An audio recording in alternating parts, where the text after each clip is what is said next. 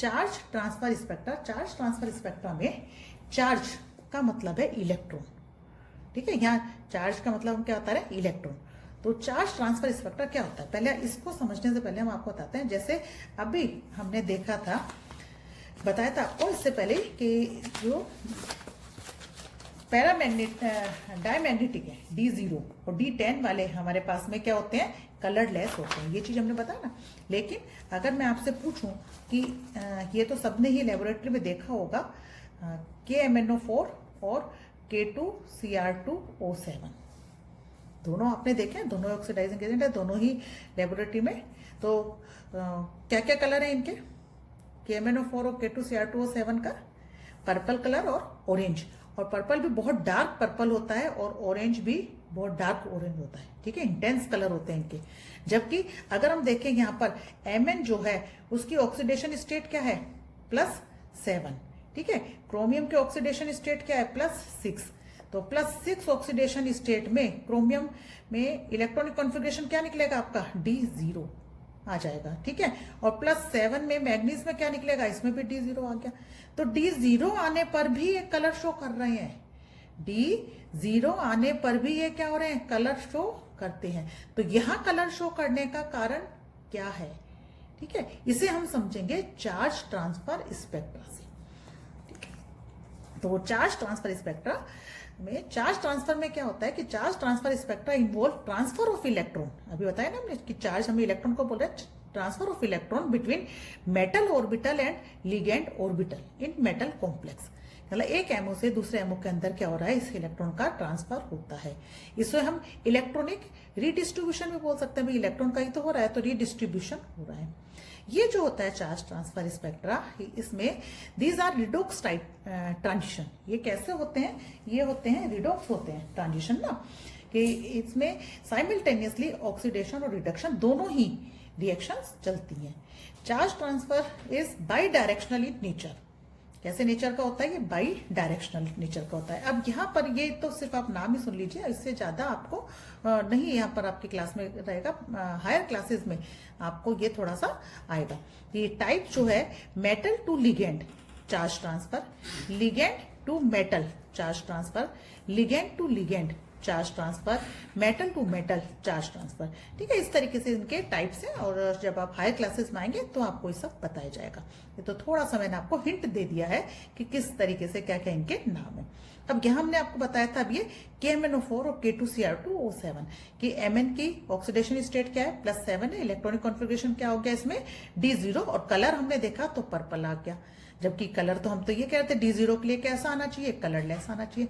इसी तरीके से K2Cr2O7 को भी हमने क्या देखा, +6 था। इलेक्ट्रॉनिक कॉन्फ़िगरेशन कितना था हमारा, D0। और कलर कैसा हो गया इसका, ऑरेंज। तो इन्हें हम किससे समझा रहे हैं, किससे एक्सप्लेन कर रहे हैं, due to charge transfer spectra से।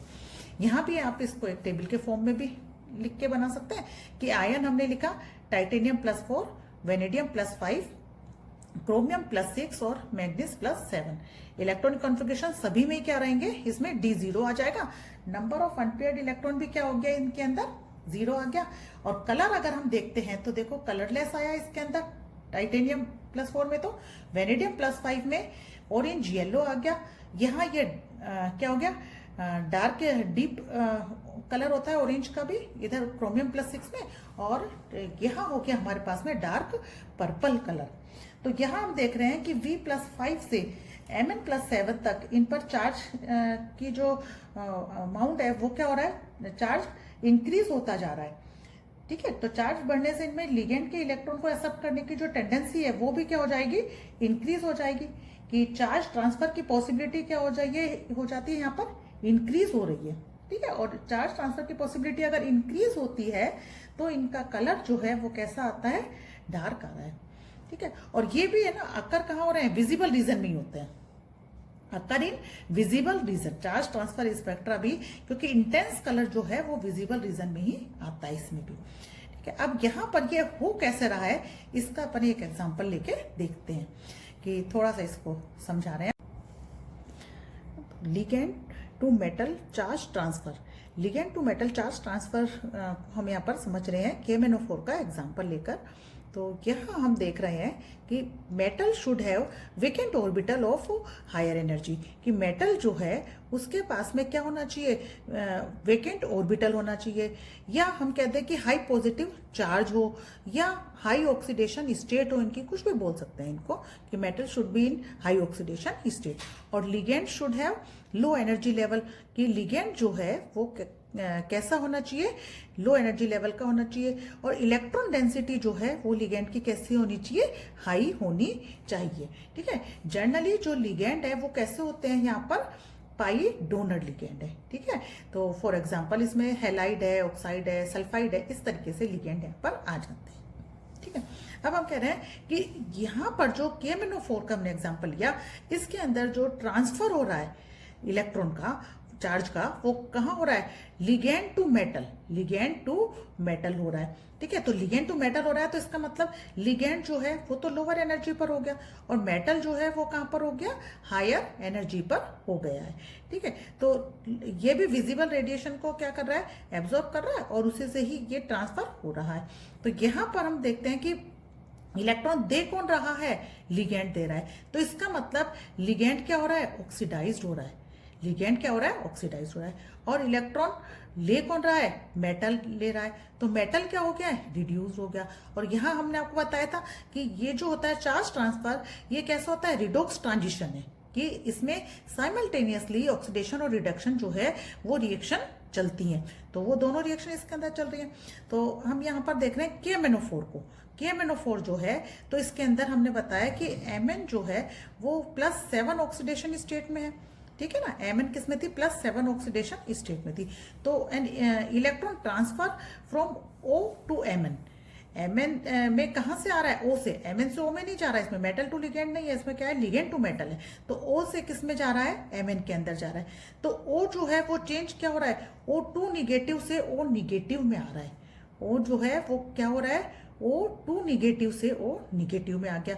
और Mn जो है, Mn क्या चेंज कर रहा है, Mn +7 से +6 में आ रहा है। इसका मतलब कि ऑक्सीडेशन और रिडक्शन जो है वो क्या हो गई है, इसमें साथ साथ हो रही है, साइमल्टेनियसली हो गई। तो ये हमारा जो है रिडॉक्स ट्रांजिशन हो गया, और इलेक्ट्रॉनिक रिडिस्ट्रीब्यूशन भी हम बोल सकते हैं। तो इस तरीके से जब हुआ तो ये कलर जो है वो कैसा दिखाई दे रहा है हमको, ऑरेंज कलर दिखाई दे रहा है, डार्क कलर दिखाई देता है, इंटेंस कलर दिखाई देता है। और इंटेंस कलर हमें दिखाई देता है विजिबल रीजन से, जब हम रेडिएशन को एब्जॉर्ब करते हैं ये, तो हमें इसका कलर डार्क दिखाई देता है। तो यहाँ हमने आपको जो colour of transition metal ions हैं, इसमें दो चीजें बताई कि कलर किस किस तरीके से आ सकता है। तो कलर हम देखते हैं कि या तो उसका रीजन हो सकता है डीडी ट्रांजिशन। तो डीडी ट्रांजिशन में आपको बताया कि स्प्लिटिंग होगी जब लिगेंड आएगा। तो मेटल जो हो, तो मेटल के पास में क्या होना चाहिए कि मेटल के पास में वेकेंट ऑर्बिटल होने चाहिए। अगर मेटल के पास में वेकेंट ऑर्बिटल होंगे तभी तो वो लिगेंड के कांटेक्ट में आने के बाद में क्या होगा कि जो इलेक्ट्रॉन होगा वो वेकेंट ऑर्बिटल है तो ही जा पाएगा। क्योंकि अगर हम देखें कि स्कैंडियम +3 का या Zn+2 का, तो इनमें क्या है, इनके अंदर इलेक्ट्रॉन Zn+2 का देखो, स्कैंडियम +3 में तो है ही नहीं, D0 हो गया, इलेक्ट्रॉन ही नहीं है, तो वहां तो वैसे ही नहीं होगा। लेकिन हम Zn+2 या Cu+ की बात करें तो इसमें क्या हो जाएगा, इन दोनों के अंदर D10 इलेक्ट्रॉनिक कॉन्फ़िगरेशन आ जाता है, तो इनमें फुली फिल्ड हो गए हैं। D10 होने से क्या हो गया, इलेक्ट्रॉन हमारे पास में यहाँ पर जो ऑर्बिटल है फुली फिल्ड हो गए, तो अब वहां पर ट्रांजिशन नहीं हो पाएगा, इसलिए वो कलरलेस होते हैं। तो डी ट्रांजिशन में D से D में जा रहा है, D से क्या जा रहा है, D में जा रहा है। यहाँ विद इन मॉलिक्यूल है, यहाँ पर क्या है, चार्ज ट्रांसफर के अंदर विद इन मॉलिक्यूल है। तो यहाँ पर जो हो रहा है वो D0 इलेक्ट्रॉनिक कॉन्फ़िगरेशन के अंदर कलर दिखा रहे हैं, लेकिन वहां हमारे को कहाँ कलर दिखा रहे थे, D1 से लेकर D9 में कलर दिखा रहे थे। ठीक है, तो इस तरीके से अभी आपने ये एक फॉर्मेशन ऑफ कलर्ड आयंस का टॉपिक आपने समझा है, तो आपको समझ में आ गया होगा। और आपको वापस से मैं यही बात एक कहना चाहूँगी जो हर लेक्चर में मैंने आपको बोला है कि अगर आपको इलेक्ट्रॉनिक कॉन्फ़िगरेशन अच्छे से आते हैं तो आप सारी इसकी प्रॉपर्टी बहुत अच्छे से कर लेंगे, यहाँ पर कोई आपको प्रॉब्लम नहीं होगी। ठीक है। Thank you. नेक्स्ट टॉपिक हम नेक्स्ट क्लास में अपना करेंगे। ओके।